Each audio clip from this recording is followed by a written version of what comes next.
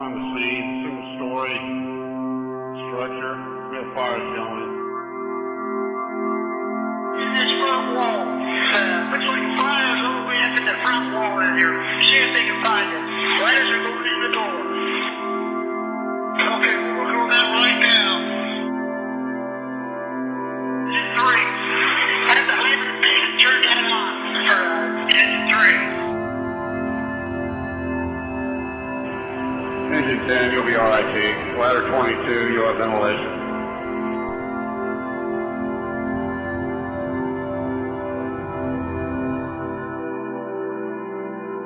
Nobody knows why firemen are firemen. Not even they could tell you why. But it is time somebody tried.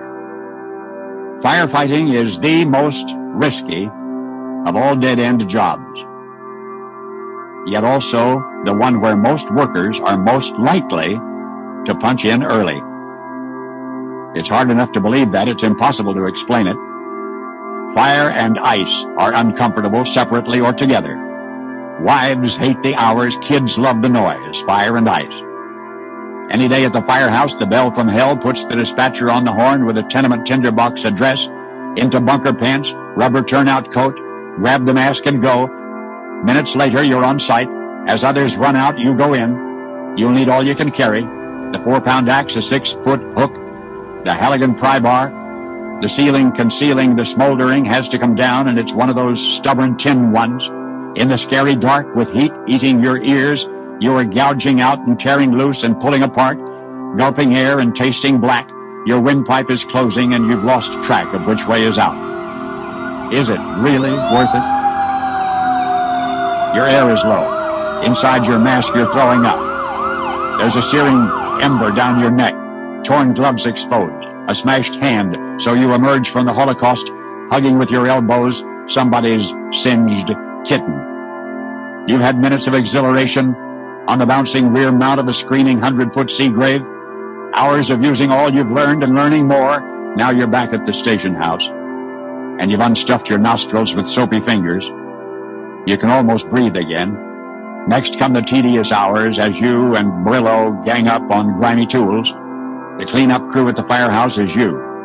When windows need washing and toilets need cleaning and floors need mopping and beds need making, you do it. Fire and ice. They both go with the job. Then there's that night another engine company gets there first. You see this wet-eared Wookiee hot-dogging ahead. His academy boots are still shiny. You lose him inside the crackling dark. You forget about him until your helmet warning bell says, "Get out." The battalion chief is calling you off. You get out. The other guy didn't. He'd heard a scream from the bottom of burning basement stairs, and he'd headed down there, when on the bubbling tar paper roof, the 3-ton compressor broke through. That day, we lost 2. Oh yes, firemen cry, but only briefly, because now comes the inevitable and ever more paperwork just in case OSHA complains or somebody sues. Is it worth it?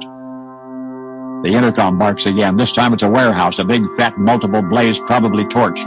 On-site engine men draped with icicles, dragging a 3/4 pre-connect road hose, are waiting for your big line. Laddermen can't make the building without you. Search, rescue, ventilate. Eventually it's over and out. You're smoke-smudged and sleepless and wrung out. But this one you won. Behind graffiti-fouled walls you saved what you could, but the raging blaze that wanted to consume adjacent buildings did not, because you were there. Back at the firehouse before cleanup, you and the guys sit a spell, tired but stimulated, drinking coffee, laughing, feeling good about one another. Nobody outside your world can ever know this feeling.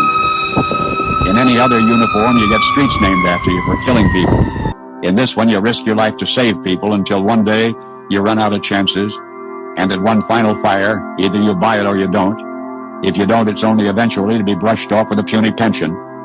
And yet there is no third way that you'd ever leave this job, and you're doubting even God knows why. You're out of the shower now.